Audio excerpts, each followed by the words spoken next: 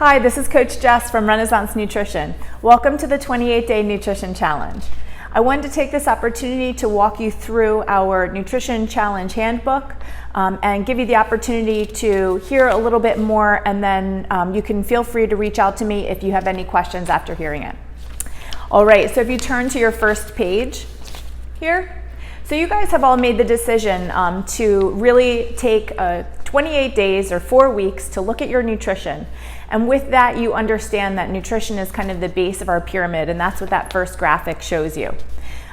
When you want to see specific changes in your body or in your performance, nutrition is the right place to start. After that, nutrition basics. All right, so some things to get you started. Kitchen tools, so basically just some things that you want to have around the house that are going to make this process a little bit easier for you. Crock pots are a great time saver. 3-compartment containers, so we'll talk about that a little bit later, but those you can easily order from Amazon. Muffin tins actually are great for portioning out food and also making single servings of maybe an egg muffin or a meatloaf muffin. And a water bottle with a straw. So we had some discussion, and straws, definitely the consensus is straws help us drink more. It's a little bit more convenient. You can just grab it, drink your water, and put it back, and you're ready to go. Go-to recipes. So we partner with Healthy Steps Nutrition. This is a nutrition program written by Nicole Aucoin, and she has a great link on her website, and we've posted that within your meal plan. So the link for Healthy Steps Nutrition recipes. So these are just great recipes that are tried and true that you can add into your week and get started with some delicious success. And then tips. So we're gonna go through this a little bit later, but just to let you know where we're going. We're gonna talk about meal prepping, snacking and not skipping meals or consistent eating, drinking lots of water, this is really important, and then how to balance your meals, and we'll talk a little bit about macronutrients. So on the second page, this is all about goal setting.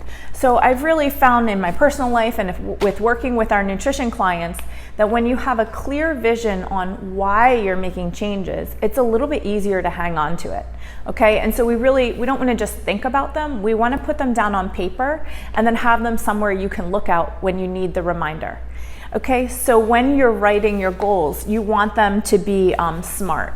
So they're specific, measurable, attainable, realistic, and time sensitive. So basically, you want to be able to look at the goal and clearly say, yes or no, I did or did not achieve it. Start with the end result in mind. And for this timeline, so 28 days is a relatively short amount of time. I think that setting goals in 3-month time periods gives us the opportunity to make some of those small behavioral changes and then make those habits. And then in that 3-month time frame, that's when we're really starting to see the benefits of all the changes in nutrition. Great, so on the third page, if you turn there, you're gonna see an opportunity for 2 different goals and then the action steps to get there.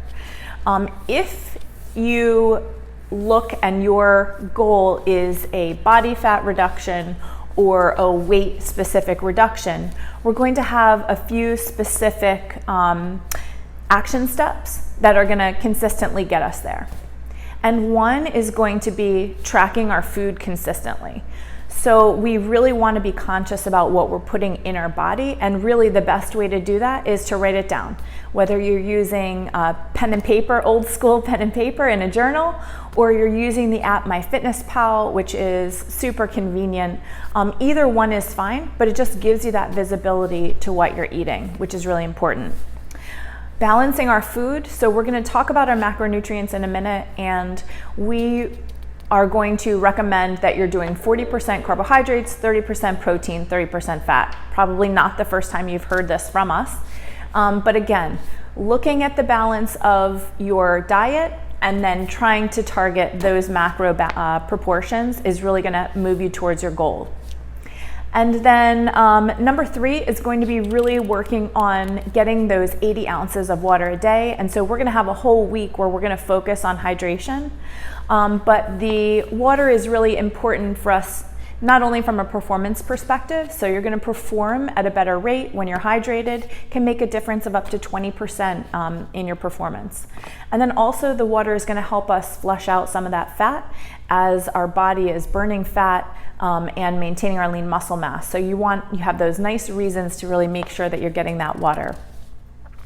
And then, so second opportunity for another goal. So maybe you have something else that's not health and fitness related, you want to put it down. As you're setting goals, sometimes it's a good idea to think big picture. So feel free to jot something else down and use that SMART acronym to frame it up in a way that's going to make it successful. All right, so on the next page, know your macros. So we're going to start with carbohydrates, and carbohydrates are going to make up 40% of your calorie total on the challenge.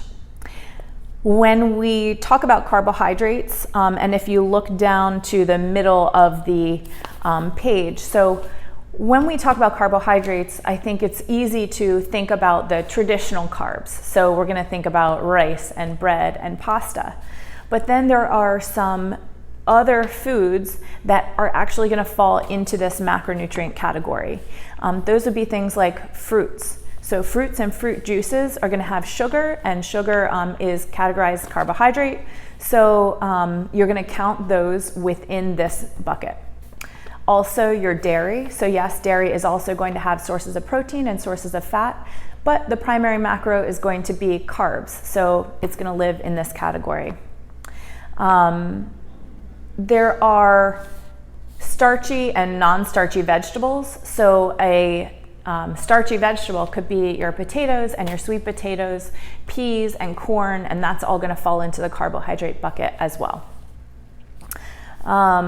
Let's see, ideal choices. So we talk about low in sugar, so better choices for carbs are going to have less than 4 grams of sugar.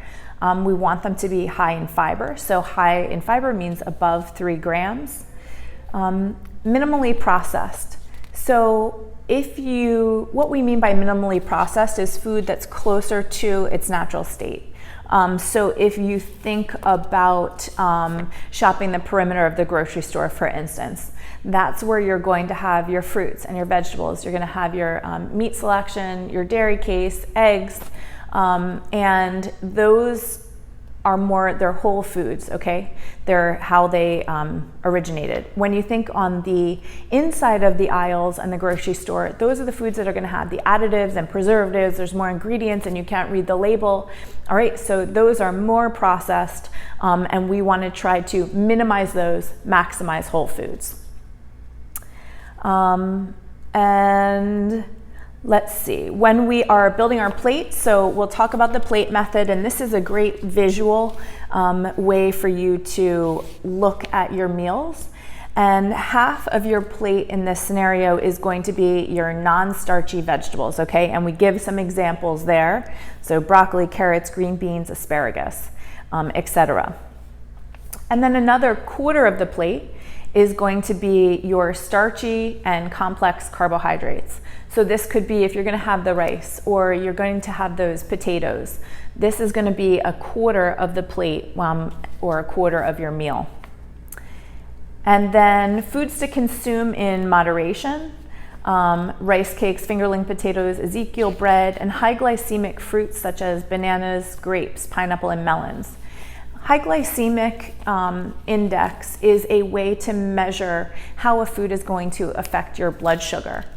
So foods that have a higher impact on your blood sugar, it's going to spike that up. You're going to crash down below homeostasis, and then you're going to come back to normal and be hungry again. And you're going to do that in a shorter amount of time, okay, because of that real quick change to your blood sugar. Foods that have lower in sugar and higher in fiber are going to have a longer effect. So it's not as spike and drop. It's going to be a little bit more gradual. You're definitely going to get the lift in the blood sugar and you're going to feel the energy from the food, but it's going to sustain you a little bit longer.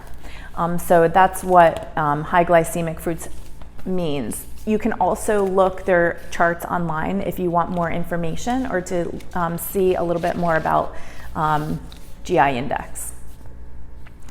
Proteins. So protein is going to make up 30% of your calories. And we have some tips here. So lean sources of meat, you're going to trim the fat, grill and bake instead of fry. Beware of high-fat meats. And here, I think when and if you're choosing to have some of those high-fat meats, and we list them there, this is where some of that pre-planning is really going to come into play and help you stay balanced throughout the day. So if you're choosing to have, the steak, for instance, know that you're going to have it, and then you're going to adjust accordingly in the fat for the rest of the day, because that cut of meat is going to have, yes, protein for sure, but then also a decent amount of fat. And so you want to make sure that you're still staying within that 40-30-30 target range. Leaner cuts of meat would include fish, skinless chicken, pork loin. Also in the low-fat protein sources is going to be your 000 Greek yogurt and egg whites. So the yolk of the egg is going to have the fat. So if you, again, are planning out your foods and your meals and you want to have less fat when you have your eggs, just go for the egg whites. They're an awesome source of protein. And rounding out your macronutrients, we're going to have fat. And fat is going to be 30% of your diet. So beyond the fat that you're getting from the protein sources, you're going to try to focus your fat on plant-based sources. And so this would be, we list them there, healthy fats in moderation: avocado, nuts, nut butter, seeds, coconut oil, and olive oil. Those are all really great sources of natural or plant-based fats.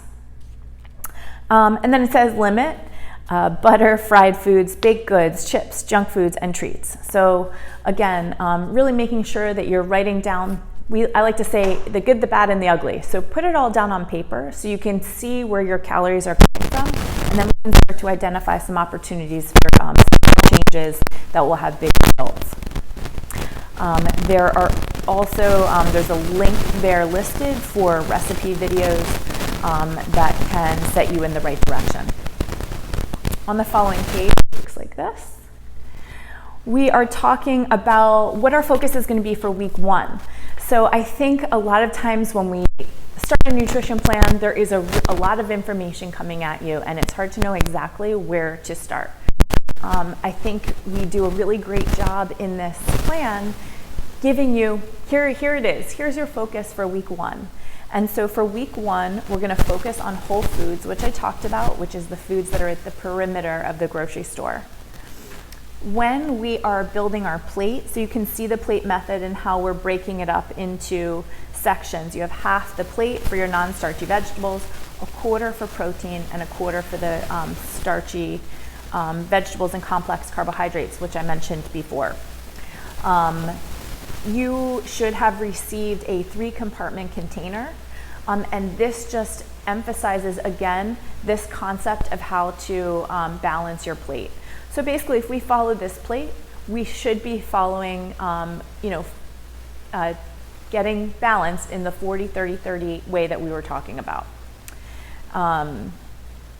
So how to do this a little bit more accurately. Food prepping can really help you get ahead of the macros. So it's totally fine to plug in your food as you go throughout the day, but what you might find is that when you're in a hurry or you're making a quick decision, it's a little bit harder when you get to the end of the day. I've had a day where all of a sudden I have to eat 3 chicken breasts if I'm going to get even close to my protein target. Well, that's not realistic and not how really we want to have a whole meal. So if you can plan ahead, either on a Sunday, which a lot of people take Sunday as a prep day. We have chat boards set up so that we're kind of encouraging each other and sharing ideas about how to make Sunday prep day kind of fun and productive. And also, or you could do the night before. So where you put the food into MyFitnessPal and plan it out. And that way you can make adjustments before you're actually eating the food, just when you're portioning it out, about how to get closer to your macros. Let's see, so that's food prepping. And again, like I said, you'll also be getting your food plan, okay? And so you'll be able to see a little bit about how we're balancing out those meals. All right, let's turn to the next page. Importance of food logging. All right, so I just mentioned this. Really, this is a way for you to get ahead of your macros and try to balance it. Also, it gives you visibility to your calories. So let's talk about calories for a minute. In this challenge, we are not going to be giving you customized calorie targets. In the food plan, the food ranges equate to from 1,200 calories to 1,800 calories. So women would be at the lower end of the range, men in the middle, and then our performance athletes at the high end of the calorie range.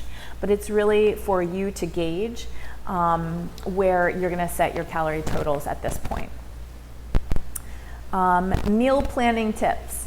All right, so I'm going to do another video, so you can look for the new video on the actual meal plan. But one thing that you can do is focus on maybe 3 meals that you're going to eat throughout the day, throughout the week. You make those recipes and you portion them out, maybe in your 3-compartment container or other Tupperware, and you have those as grab and go throughout the week. So if maybe for breakfast, I'm kind of a creature of habit. I don't need to have a whole lot of variety in the morning. I need something that I don't have to make it, first of all, and I don't have to think about it. I've already planned it out, so all I do is grab it out of the refrigerator, throw it in my bag, and then I can have breakfast on the go. So breakfast for me is easy, and then same thing for lunch. I'm actually fine when I make one recipe, and then that'll last me for 3 or 4 days, and I know I'm getting the macros that I need, and I don't have to think, again, as I'm hurrying to get out of the house, I don't have to spend a whole lot of time planning out the meal. You can swap meals in rows, so you can definitely on the meal plan make all of the recipes and follow it verbatim for the 3 meals a day, 3 snacks a day, 7 days a week. That absolutely is one way to attack it, and some people just prefer to follow a plan. You can also use that meal plan as inspiration. So if you see maybe a day that looks good, or maybe you don't like the dinner and you swap in chicken instead of fish, and then you can use that throughout the week. So feel free to kind of adjust if something doesn't fit your tastes. Again, you don't want to force yourself into this. This is something that should fit into your life to some degree, and so you know, trying to work with your preferences is the idea. That being said, if you have been kind of a prepared food kind of person, and now we're talking about adding whole foods, that would kind of be the exception. So where we're trying to get in some of those fresh fruits and vegetables and really cooking your meat, you know, this could be an opportunity for something new in your plan.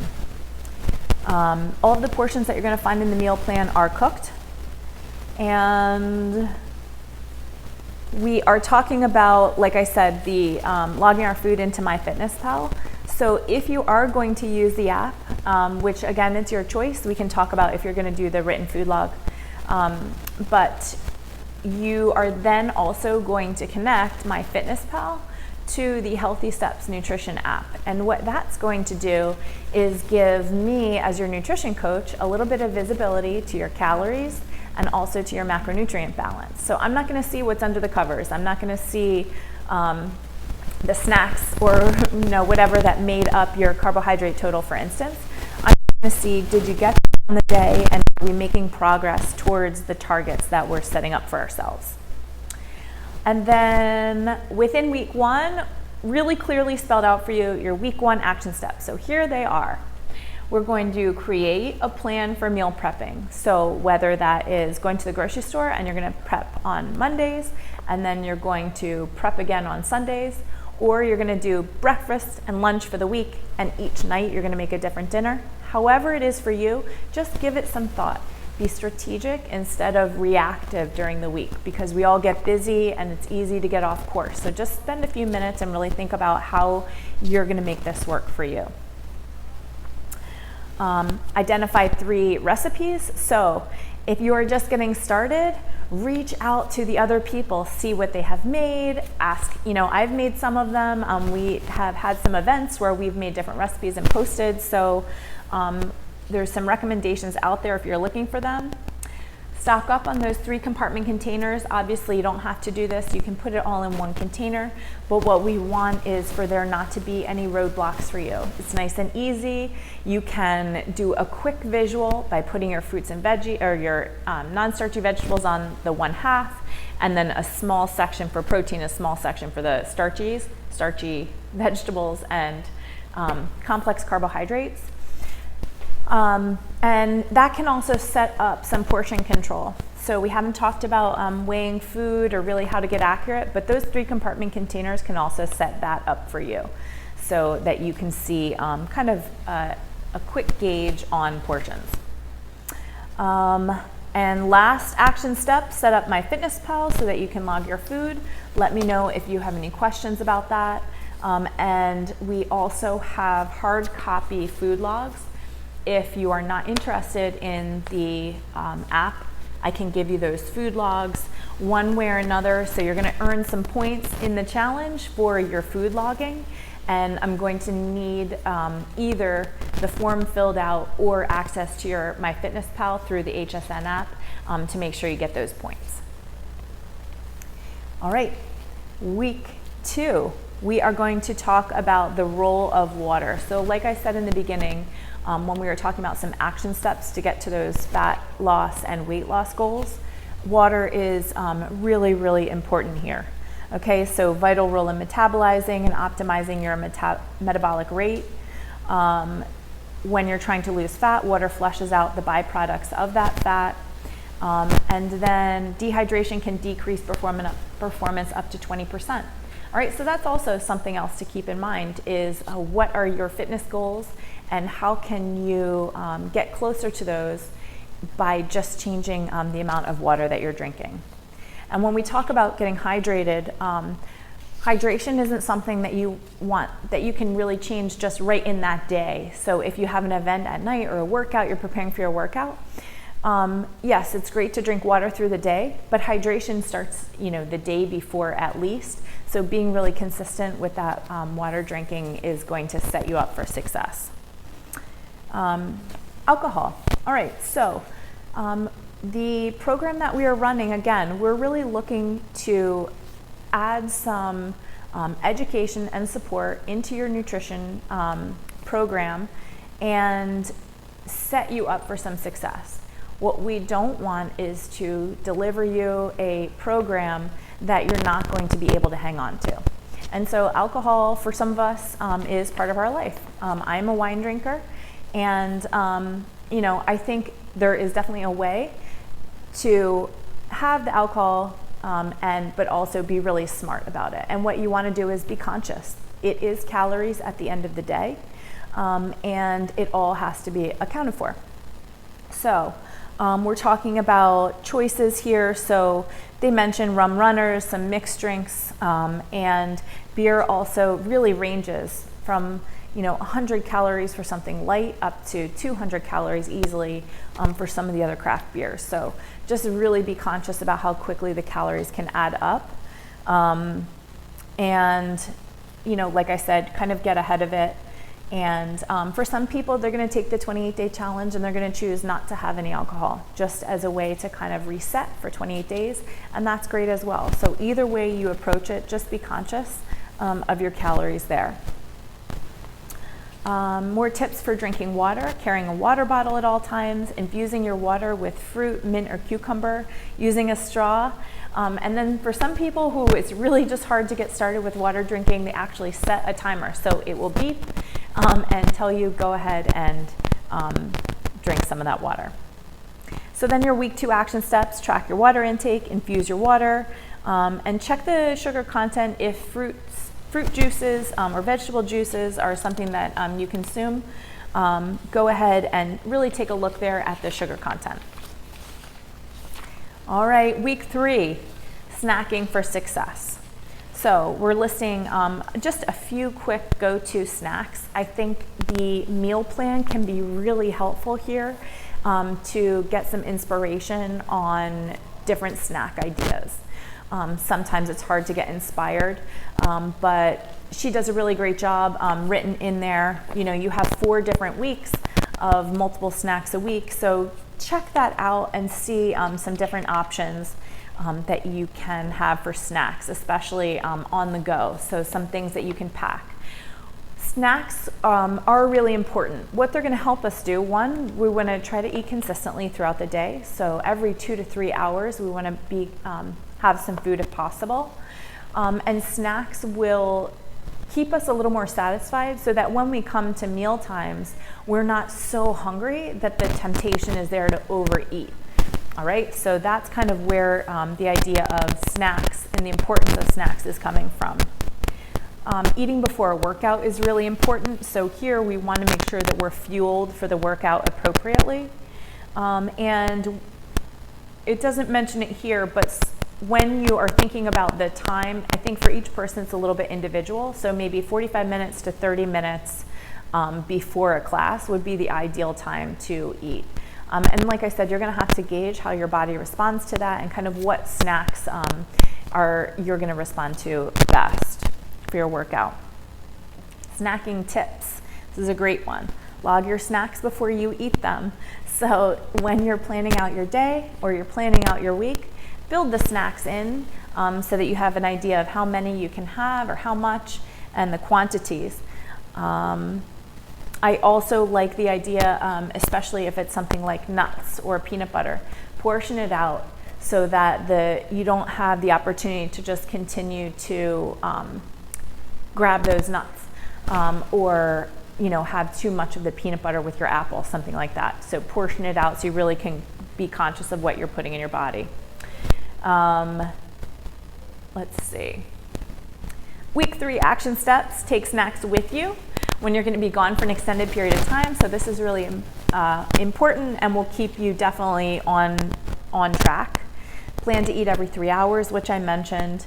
And then plan your pre and post workout snacks. So post workout, in the meal plan, the big suggestion there is your protein shake.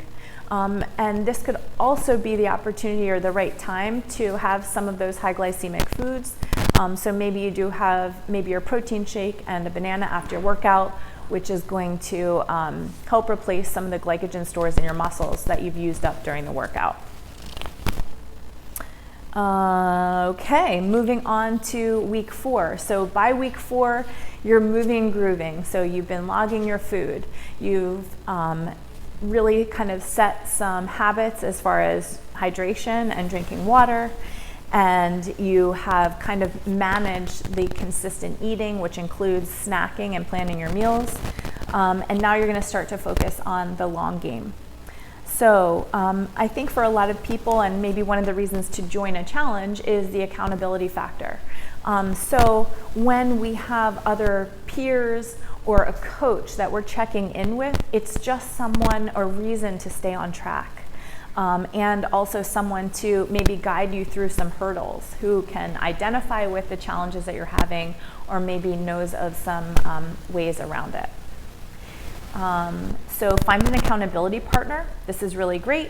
You can track your food using MyFitnessPal. So MyFitnessPal definitely establishes its habits, and then it's nice to hang on to that because, again, it just keeps that accountability and visibility to what you're consuming. And then continuing to track your biometrics. So we can do that at the gym. Come in, jump on the scale, let's get your body fat percentage, and that kind of visibility to where you are can make sure that you stay engaged and focused on your goals. Continuing to track progress. So we kind of framed it up, and the challenge is really a kickoff to a new nutrition program. It's an introduction to what we run at Renaissance Nutrition, and would kind of give you some general information, and then if you were to go into customized nutrition and continue to work with us further, that's where we would really dive in with you on the course of your day and your personal hurdles and really find a way to maximize the nutrition plan so that you get the results you're looking for. Support at home, and this really helps. So letting people know that you are making some changes. Awesome. If they can make the changes with you, that always helps. And I think the recipes are great. So even if you're preparing food, I don't think that the people in your life would, they're going to enjoy the recipes. They don't taste bland. There's nice flavor and a nice variety of food in there. So you can definitely share this with the people in your life. All right. Last page, accountability tips. Talk with your family members about your goals. So not just what you're changing, but why. Okay, so again, really the why being so important and keeping you focused and helping others really understand the changes that you're making. Set a monthly date to check biometrics. So putting a date on the calendar that you're actually going to hang on to, and maybe it's you and an accountability partner, and you're going to do it and you're going to share your results. Something where you're engaging with someone else, and they'll know if you didn't hit that marker. So your week 4 action steps: check in with your accountability buddy, track your biometrics, continue to log your food, and evaluate your short-term goals and adjust accordingly. So let's see how you did at the end of the 28 weeks. What did we set out as far as our 3-month goal, and then what will be the next steps? All right, so I know that's a lot of information, but I wanted to give that to you. Feel free to reach out to me if you have any questions, either about the packet or about the challenge. And last thing I'm going to mention is your next steps for ongoing nutrition coaching. So we do have many different options for our clients. Really feeling obviously that nutrition and fitness are such a great combination to achieve your goals. Some people may choose really to focus on that nutrition piece. And if you're coming from outside of the gym, that's awesome. Nutrition, as we said, is 80% of the way to your health goals. So it's a really, really great place to start. If you have any questions about what our customized nutrition program looks like, hopefully this will kind of set you in the right direction, and then we can dial in and make the program perfect for you, and again, give you that kind of coaching and accountability that you're looking for, and get you to those goals. All right, so thank you very much. Good luck with the challenge, and I'll talk to you soon. Take care.